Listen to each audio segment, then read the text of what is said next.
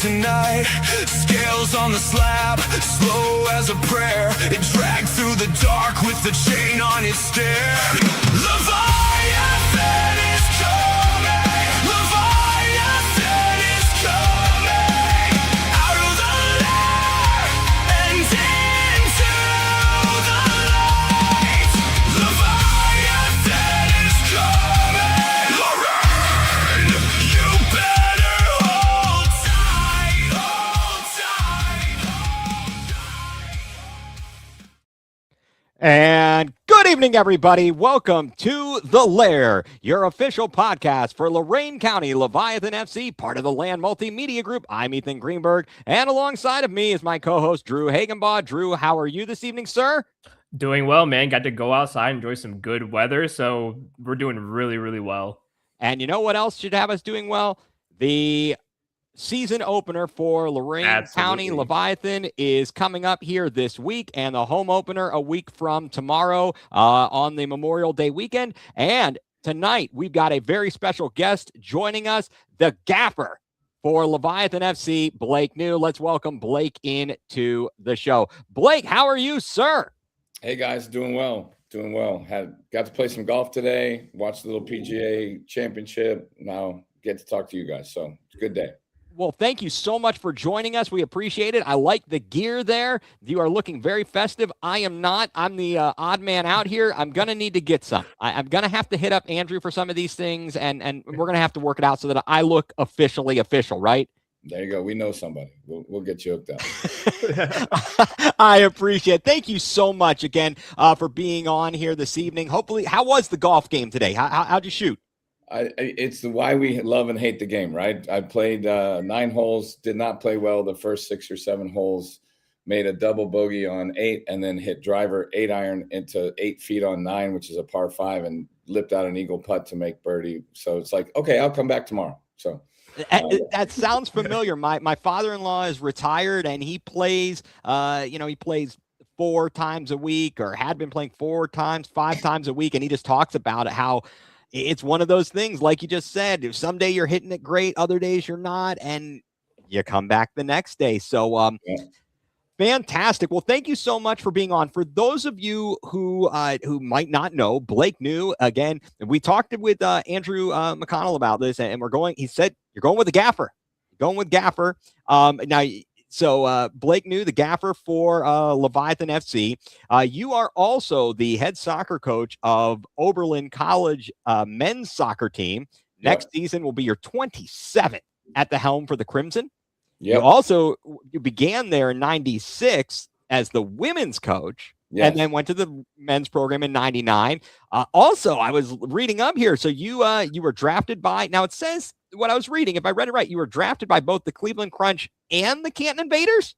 Yeah, 2 different leagues at the time. So. I know. Hey, that's great. I love the crossover there. That is always good. But you shared goalkeeping duties with Otto Orff in 1992 in the original iteration of the Crunch.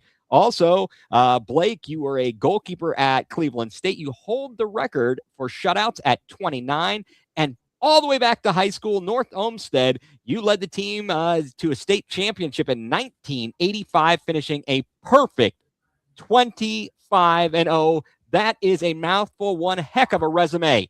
Yeah. Or it just means I'm old. So. Well, I'm there with you. I think Drew over here, he's the youngin'. I was born when you took over the women's team in 96. So okay. I was graduating high school in 97, so a little bit older there. But Blake, obviously you've got a very diverse background, and I love this opportunity for people to get to know who you are. How did you become involved or interested in soccer? Yeah, so that's a crazy story. So I grew up all around the South. I was actually born in Little Rock, Arkansas. Wow. Moved from Little Rock to Memphis, back to Little Rock to Atlanta, then to Dayton, and then in 6th grade moved to North Olmsted. And at the time, North Olmsted was kind of the suburb. We had the mall, right? So everybody wanted to live in the suburb that had the mall. But it also was a huge melting pot of Serbians, Croatians, Germans, And so our NOSO, North Olmsted Soccer Organization, had like 7 or 8 teams per age group, and just in-house, right? Not travel, not any. And I got to, I went to my first day of 6th grade. And growing up in the South, I played baseball, basketball, football. And I never even knew what soccer was. I came home from school my first day and I said, Mom, they play this game at recess and I really like it. I need a new pair of shoes. And 2 weeks later, I was on the travel team, and a core group of those guys and I won 10 years later, won the state championship, and kind of, set my life on its course. That's amazing. And when you came up to Northeast Ohio, that was right around. Well, you're probably a little bit younger, but when did when you got to start to see the indoor soccer Yeah. in Cleveland with the Force? And I mean, how no, I don't know if I would say important, but just how fun was that, for that to come to Northeast Ohio, to go to Richfield and watch the Force. Yeah. And then when they eventually became the Crunch, I know that they were, it wasn't like you were a little kid when they started playing, but nevertheless, as you're getting into the sport and you're really into it, I mean, 1985, you're in high school. So they had started in what? I think the Force started in 79, I believe. Yeah, that sounds about right. Yeah, no, as a teenager, I mean, I think back to, there were years that the Force outdrew the Cavs. I think you're right. You're probably right. I remember those years. There were some lean years for the Cavs there in the early 80s. Yeah, and honestly, those guys, some of the guys that are a little older than me, Mike Sweeney and Bernie James and Ali Kazamani, they were like little mini superstars in Cleveland. I mean, people looked up to them. We used to go to the games. They'd have 18,000 people at a game in Richfield. And then for me to kind of carry that through and then get drafted, I remember playing we had our first scrimmage in Richfield before we moved over to Cleveland State once they built that. And I think we had 17,000 people at the first, scrimmage. And, as a 22-year-old, I was pretty nervous going in the game. Luckily did okay. But it was a fantastic, growing up here, the winter comes and we played indoor, and it was an awesome game. You played inside basically a hockey rink, and you learned to use the boards, and you learned to play a different way. I coached a club team up until a couple years ago, and we used to always try to play some indoor in the winter. And the kids had no idea how to play it. I'd be like, no, you're on the field for 1 minute at most. You're subbing after a minute. This is how it works. And they were like, what are you talking about? I want to be on there for like 8, 10, 12 minutes. And you can't do it. You're gassed. So, but it was a fun game. I actually miss it. I think it was a really cool vibe. And, obviously I was 4 or 5 years too old for MLS. So to kind of get a cup of coffee in that league, and I quickly learned that being a goalkeeper in indoor was like being stuck inside a human pinball machine. And after Kai Hoskevy knocked me out in practice with a shot from like 8 yards away, I was like, I'm not making enough money to do this. And I had a chance to go back to Cleveland State to be a GA and get my master's degree for free. So I was like, okay, I'm out. Now, how did you end up deciding going to the Crunch versus going to the Invaders? I grew up in Canton, just down the street from the Civic Center. Yeah. Well, what's interesting is I actually went to the Invaders preseason camp because it was like it started 10 days before the Crunches. Okay. I was like, well, I'll just try both. But driving a Toyota pickup truck for 67 miles one way to Canton and then back, and it was more out of convenience and the fact that Cleveland was right here in my backyard, and so that made the choice a little bit easier. Who were the goalies in Canton at the time? Was it P.J. Johns or was it Otto Orff? Jamie Swanner. Yeah, so Jamie Swanner was there, and then in Cleveland was P.J. and Otto. And that's also one of the reasons that helped me decide to kind of pack it in, because PJ was probably 35 years old. And before every game, he would rub his body in lemon oils and put these giant elbow pads on and these knee pads on. And he looked like he was 55. And I was like, yeah, nah, that's not for me. Wow. Nothing But huge. I mean, you bring up, like you said, the Cleveland Force players they were celebrities in Cleveland. I remember that. And I mean, I'm a huge fan, obviously, Hoskavy and Dennis Mepham, Yep. amongst others, Carl Valentine. I don't know why, but I don't know if we made up the nickname, but the garbage man, Craig Allen. Yeah. So many good. And you brought up Mike Sweeney. I'm like, oh, yeah, Mike Sweeney. I remember him. And great memories here, certainly. We talk about the growth of the game all the way back then. We're talking about just the indoor soccer, and things are exploding across the country. We've got the World Cup coming this summer on the men's side of things. Obviously, the women's game, they are the United States women's team is phenomenal. Right. And in Cleveland alone, we're talking, you're starting here. This is a USL2 team. Yeah.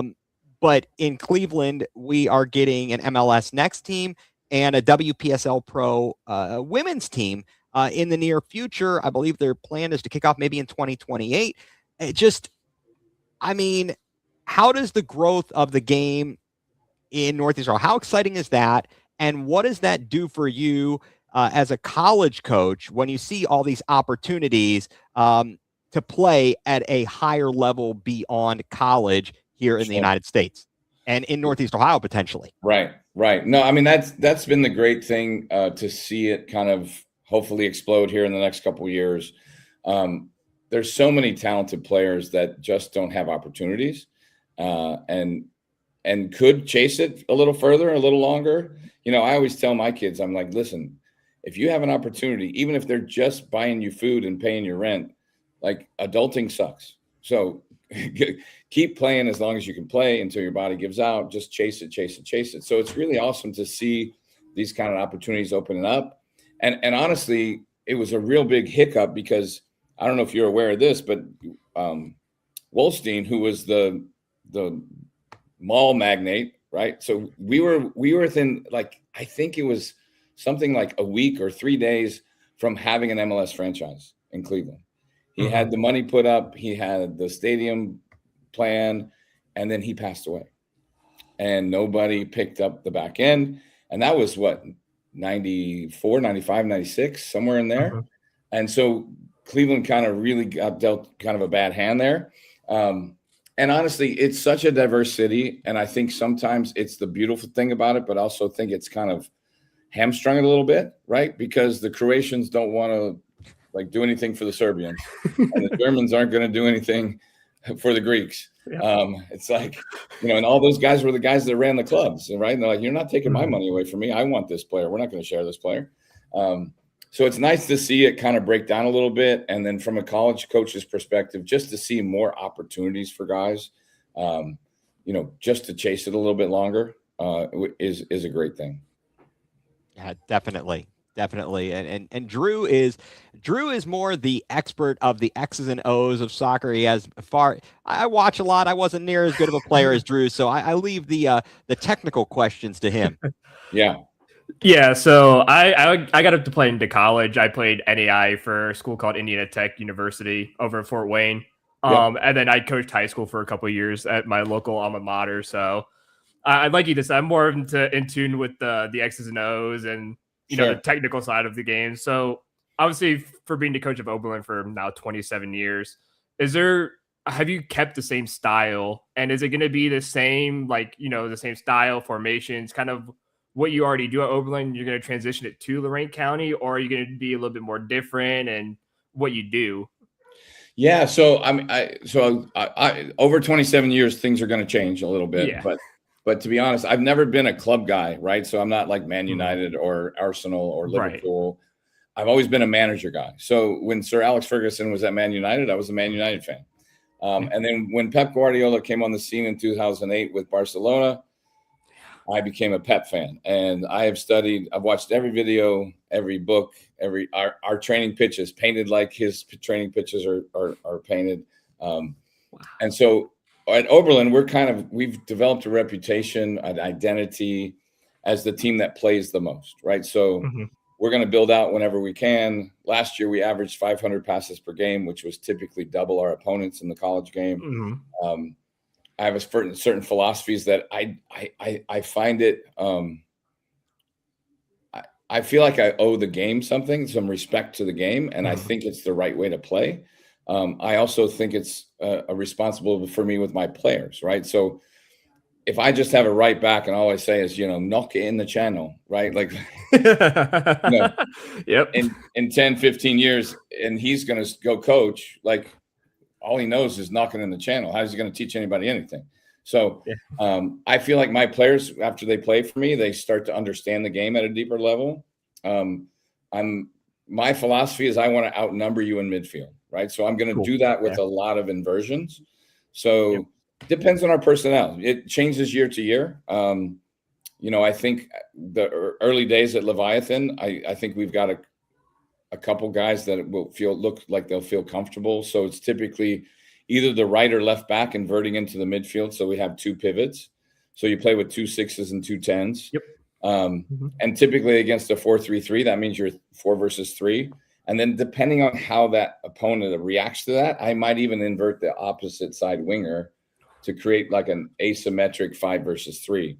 So if we've got an outside back that likes to run the flanks and he's got a great motor, I may invert that winger inside to kind of overload that central space so that he can get up and down the flanks. But it's all about keeping the ball. And then my job is to teach the guys, who the free man is. And the free man changes every time you pass the ball. Every time you move it, there's a different guy that might be free. And then it's how efficiently we can get him the ball facing forward so that he can advance play and break lines and accelerate play forward. So. Yeah, so for kind of context, I know for a lot of people who are kind of watching don't know what a lot of what you said is. It's kind of more so like you're going to do what a Wilfred Nancy did at Columbus, or even what Craig Porter did in his early days with Akron, where it was a lot of just moving the ball around, and you're going to be a little bit more attacking, but your job is to control the midfield and make sure everything stays within the midfield and just moving that ball around. Right. So I like it. So just for like Ethan and others who may not be too in depth, it's like a Wilfred Nancy at Columbus situation. Can you talk about it in terms of Spurs managers, Drew? That would be a better one for me. How many? Like we got which had one? 6 in the I don't last know. 2 Can we years. go? Can we go back to Harry Redknapp? Where do we want to go here? Maybe we should go back to Jurgen. Go back to Jurgen Klinsmann. We could. I mean, I don't know. No, it is something that for the casual fan to understand. Sometimes it's frustrating, I think, because people want instant gratification. Sure. In the type of sports and things we play here that are maybe more the popular games in the United States. It's hard to sometimes understand the beauty of the game when it's done right. Yeah. And when you're making those passes and those runs and you're seeing these things from 30,000 feet, and you could say, oh, I see it. I see the person going there, and the pass is going to be made to them, and it's a beautiful game when it's done right. Yep. Yeah. And but again, you're not going to get 10 goals a game. If you win 1-0, it doesn't mean it was a bad game. Right. It can be a closely contested game, and it can be well played by both sides. You talked about controlling the midfield. Are you going to be kind of like a more pressing style, or are you going to try and not let them dilly-dally, with their defense and the goalkeeper and that sort of thing? What's your philosophy on that? Yeah, so they're kind of tied together, and it's one of the reasons you kind of overload the midfield. So as if you lose it, you're in better positions to counterpress it, right? So that will be our kind of philosophy is if we lose it, let's go get it back, right? I think the famous saying was get it back in 6 seconds, right? So you're close to the ball, so you don't have to retreat. You can just go press the ball.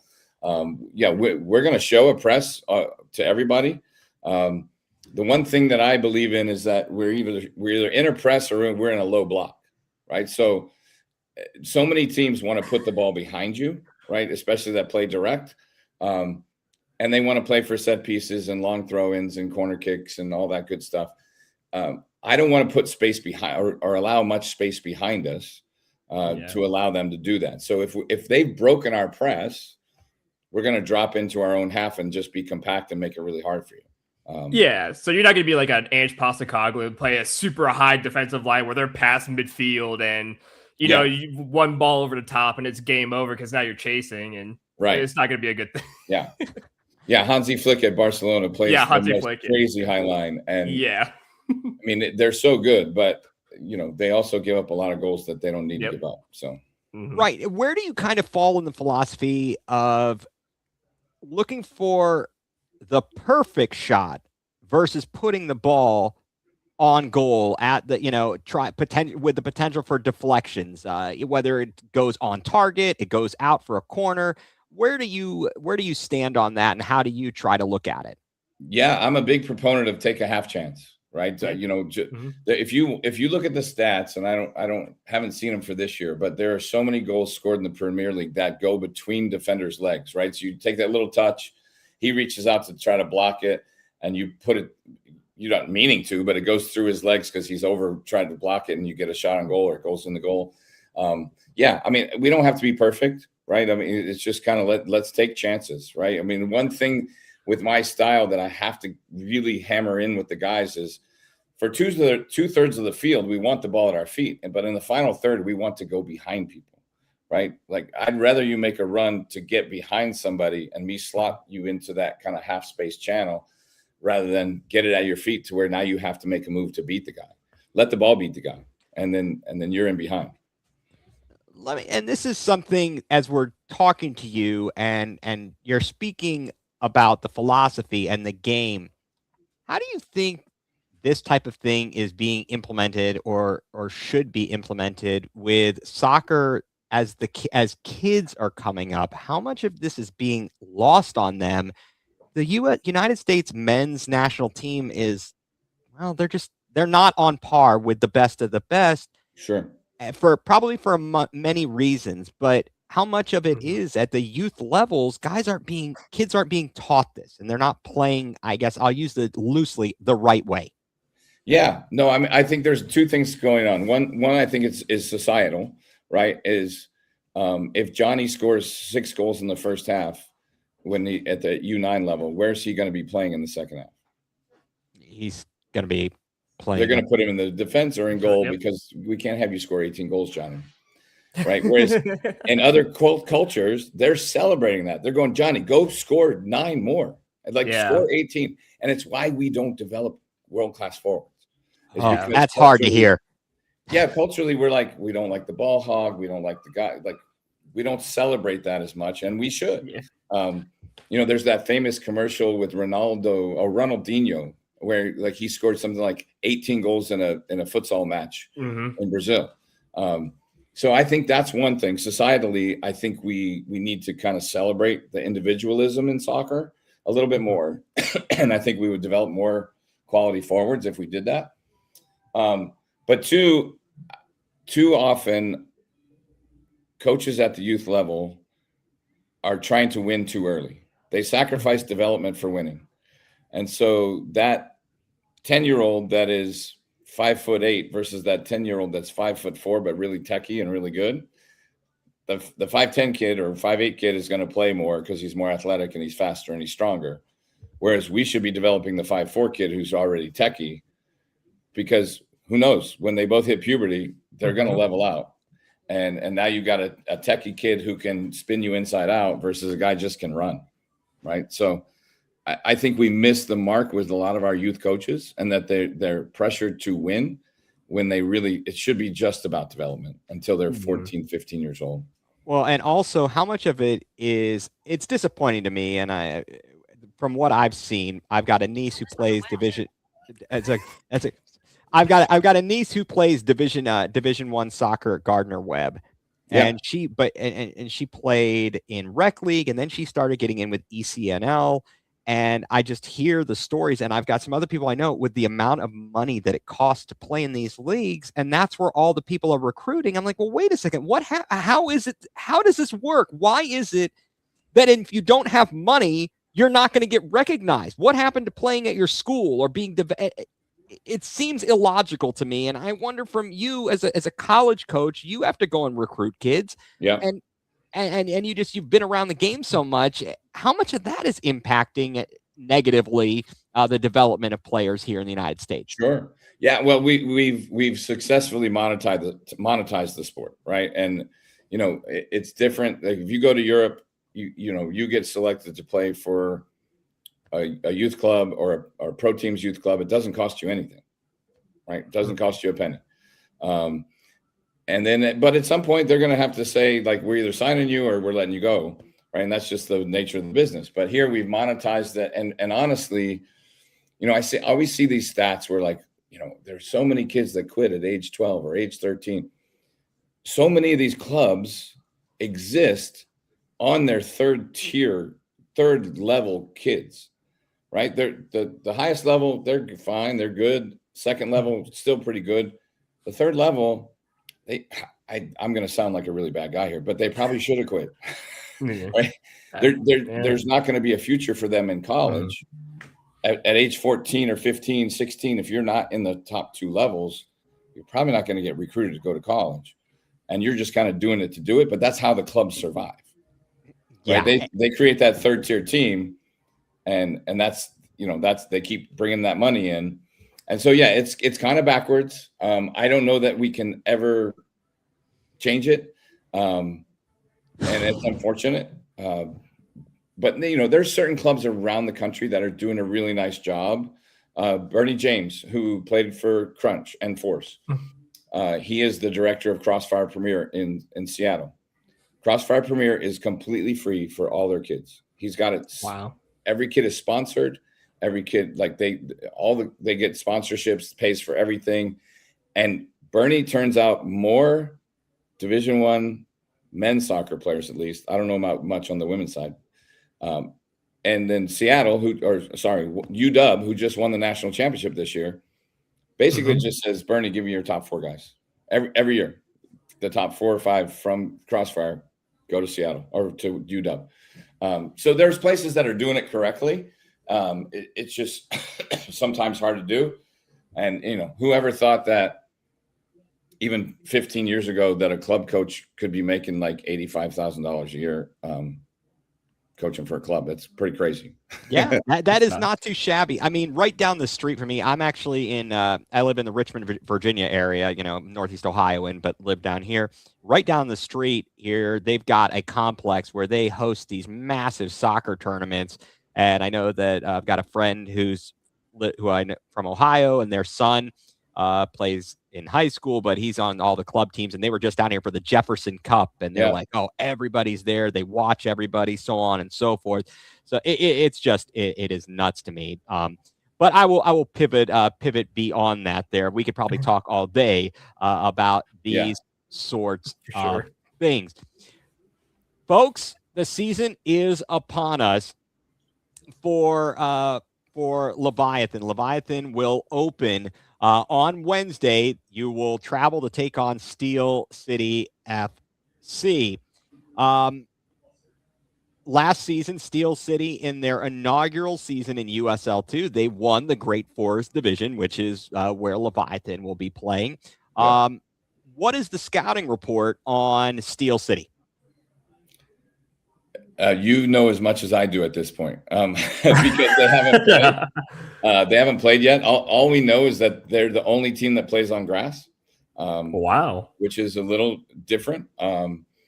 Fortunately, we have grass at. We're actually training out at Oberlin for the first 2 weeks until we move closer to Avon. But we have a nice grass pitch that we'll train on for the next 2 days to get the guys kind of used to it and comfortable with it. But yeah, I mean, we're going to be going in cold. I mean, they haven't, obviously a new season. I could go back and look at last year's tape, but it could be a bunch of different guys and different setup altogether. So we're going to kind of worry more about ourselves in this first one. And then, hopefully if we don't need to make adjustments, we won't. But if we need to make some adjustments at halftime or things like that, we'll make some adjustments. But I feel pretty good about the group we're going to end up taking on Wednesday. And I think we've got a lot of talent, and we're excited to see what we can do. So you're saying it's a good idea to make adjustments during halftime? I wonder if some other coaches in Northeast Ohio could use a little lesson on that. Well, we'll leave that aside there. how does their success in the inaugural season serve as a model and know that, look, this is not your usual in other sports when you're a quote unquote expansion team or in your inaugural season, you're not necessarily gonna have the best of the best or be successful, but Steel City did it last year. How do you see that as a model for yourself and for your I mean, it's more about, as years go by, because I mean, really the Great Forest division is completely different than it was last year, right? So you drop Toledo Villa is out. Who else? Somebody else. But you had Riverhounds and then last year Steel City, now this year Riverhounds. So completely different makeup. But yeah, I think the message to our guys is like, why not us? I mean, we're talented. Doesn't matter if we're first year. Andrew's doing everything right. He's treating the guys fantastic. They've been treating really well. He's going to fill the stands. It's going to be an awesome place to play.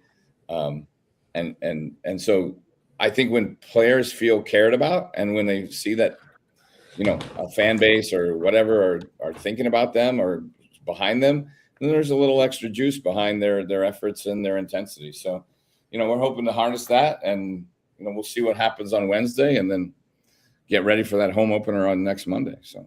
Yeah, and how tough is it to go on the road to open the season? I know you don't know much about them. You're going in cold, but just in general, having not played together in a game situation. Yeah.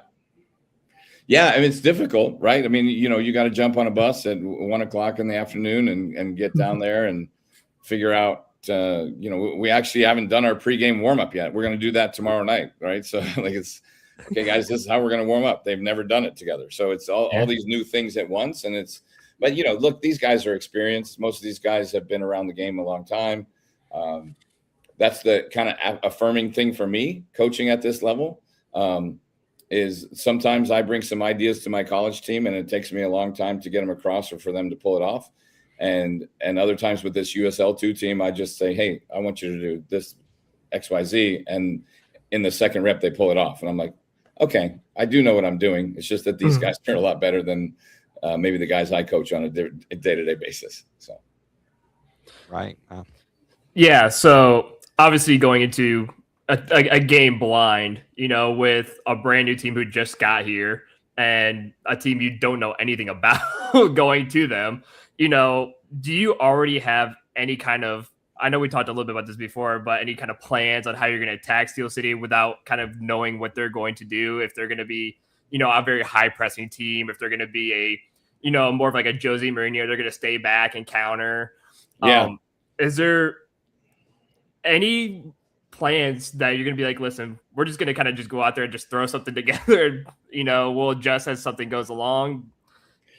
Yeah, I think the way I teach my system, it's very easily changed.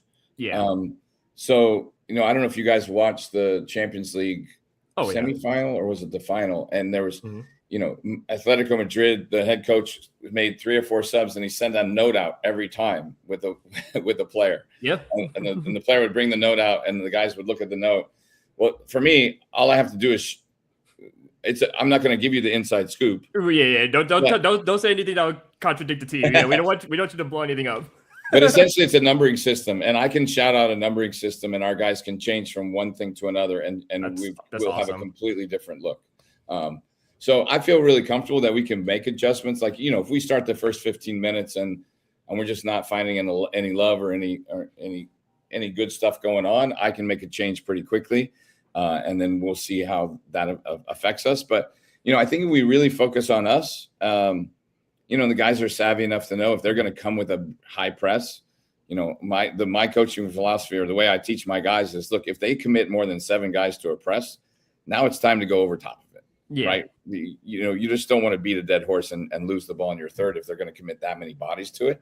So just go over it. And then we live to fight another day, even if we give up possession. So, but I'm confident, like I said, these guys have a lot of experience. Mm-hmm. Several of them have played for me for a number of years. So they know me, know my style. And so they know what to expect. This is a good question. So Mike Wilkes, he is He's our producer. Is the head and leads up the Land Multimedia Group. Of course, he's not with us right this moment, but want to thank him. And he was out at the practice the other day, and he says he liked how kind of your tone. You were stern with the guys, and everyone seemed to be on the same page. How do you find the balance there? One, with these players at this level, is it the same as how you deal with the guys at Oberlin? Yeah, so it's interesting because it's one of my favorite things to do as a coach is find out how you like to be coached. And I would say it's changed a ton in the last 20 years. I used to actually ask my players in preseason, how do you want to be coached? And it was probably 70% said, yeah, coach me hard, to 30% who are like, put my arm around me, don't yell at me in front of the other guys, that kind of stuff. And now it's flipped, at least at our level, right? But I think as long as the players know you care about them and that you're trying, coaching is not, it's coaching, right? It means I care. I want you to be better. And as long as they know that I'm coming from a good place, I can be stern with you or I can correct you. But it's to make you better. It's not to knock you down. It's not to, make you look bad in front of other people. And I think these guys, having most of them experienced the D1 level guys, they're probably used to guys that are a little more like even stern than I am, right? So I consider myself a player's coach, where I'm probably a little less. I'm usually good for 1 or 2 tirades a season, but I like to keep them, spaced apart, because if I was, it's what I tell the guys. If I'm just fire and brimstone all the time, you're going to tune me out at some point. Yeah, for sure. Because you're going to get used to that, and you're going to be like, oh, that's just coach doing that again. Well, I think there needs to be like that happy medium of like, you want to be stern with somebody, but also too, like, I think my college coach, he was very stern with us during practice. Obviously, he was, he wanted us to succeed and whatnot. But then he's like, afterwards, we could joke around, be buddy, stuff like that. But like when it's practice time, game time, whatever, like this is no time for jokes. We're, because there's times where you see Premier League practices and you see like everyone's laughing sometimes or they're smiling, and you get those coaches like, oh yeah, they're having a good old time cracking jokes, whatever. But then you get the good teams, the Peps, whatever. It's like they're being coached, they're being stern, Yeah, they look organized. Well, and good what a players novel know idea. when to turn that off and on, right? Yeah. And there's room for that. I mean, we all do this because we love the game and you want to have fun playing the game, right? So I want there to be moments in training and before and after training that we're all just laughing and having fun and enjoying absolutely each other. But the good players know when to switch it on and off, and they know that it's time to switch it on. And I think we've got some really good leaders in this group who've been already just 4 practices in have been great about kind of dictating that, right? It's time to turn it on now. It's time to really focus in. So for sure. Fair. So, Drew, I'll give you the floor here if there's you have further questions for Coach New, the Gaffer, Blake New. Again, everyone, thank you for joining in here. But Drew, I wanted to let you make sure that your questions in. No, you're all good. I think I've asked what I need to, because the more questions I ask, the more he's going to end up giving away his game plan and stuff like that. I don't want that to happen. So I'm going to pause while I'm ahead before we give away too much. No, I think that's a good strategy there. And Mike just says he almost hit you with the drone. You're gonna have to see the footage he got. It's phenomenal. It's he came pretty close a couple of times. He was like right over my head, and I was like, what is happening here? So. Is it like Rodney Dangerfield? Oh, I almost got head from Amelia Earhart. Sorry if you're not a Caddyshack aficionado here, that can throw that one in there. Now, you talked about the fact that Steel City has grass. Yeah, and they're the only team that you'll be playing with grass. How different is it playing on turf versus playing on natural grass? So I'm kind of old school. So at Oberlin, we have grass training pitches and a grass field, probably as good as Akron's. The feedback we get is it's one of the best in Ohio or the country. And it's actually become a really big advantage for us because, guys come in and have played every game on turf, and then they don't really know how to play on grass. Now, that's good grass. Now, what I've heard is Steel Cities isn't that nice. So, well, it's Pittsburgh, so what should be excited? Yeah, it's not going to be nice. If it looks anything like Heinz Field, it's not going to be nice. Right. So I don't know what to expect. I'm hoping that, our practice field on Tuesday when we practice on it isn't that great, because it'll prepare us for, you're going to get bumps and you're going to lose balls because something hops the wrong way, and might not be able to play as much as we want to play, depending on the shape of the field, the size of the field. Those are all things we're, yet to figure out, but we'll figure it out quick in warm-ups. And, if the ball's bobbling all over the place, maybe we don't play as much as we want to play. Yeah. Well, I was going to say, if you wanted a place to practice, I could have sent you down to my old high school, because our field was abysmal. I mean, you're talking sprinkler heads in play. I was a winger, so you're talking about sprinkler heads in play in the middle of the field. You're talking about grass about 4 or 5 inches thick with holes all over the place from the football team. So there's divots everywhere. I think I took a shot one game. It was like a little liner, and it hit a bump, and it was going bottom corner. It hit a bump and then went like 50 yards above. I'm like, what just happened? And I hit a massive divot on the way through. I'm like, well, so if you need a place to practice, there you go. There you go. Hey, Akron Ellet, Akron Ellet. You got a terrible field. That's your slogan right there. They got turf now, thanks to the Cleveland Browns. So, oh yeah, Mike said, "Who's your favorite player?" Oh, you don't have to answer that. It's Messi, hands down. Like no chance. Yeah, I gotcha. Yeah. So oh gosh, I'm losing my train of thought there, but. How are you doing, or do you? How much do you train on set pieces? How do you deal with this thing? So to go behind the curtain here, my dad is from England, and I've grown up a Spurs fan, and then I've connected here with Drew, who's a Spurs fan, and the person the person who's been commenting throughout, Mike, who we also do a podcast with over in the UK. He's a Spurs fan, and so we obviously talk a lot of Premier League. And just the other day, last week, you had that crazy call in the Arsenal game against West Ham. Yeah. So first of all, set pieces. Second of all, how do you view the officiating, and how do you gauge when you go from game to game how officials are going to call things? Yeah. So, I mean, first of all, let me say I apologize. I'm sorry for all three of you for being Spurs fans. Thanks. Condolences. But yeah, I mean, look, set pieces are really, really important to the game, and I think it's. I actually told the guys we put in our first set piece the Friday night, and I said the fastest way to find a seat next to me on the bench is if you don't know your role and the timing of your on set pieces, right? They're so vital to the game, both defending them and then attacking, because they can make a difference in the game, right? You could be under it and not have a chance in the whole game, and you get a set piece and finish it. I mean, look at Arsenal scored something like 26 on corners this year. I'm sure we're going to see, some version of the Arsenal corner run by every team in college next year, and maybe even some this summer.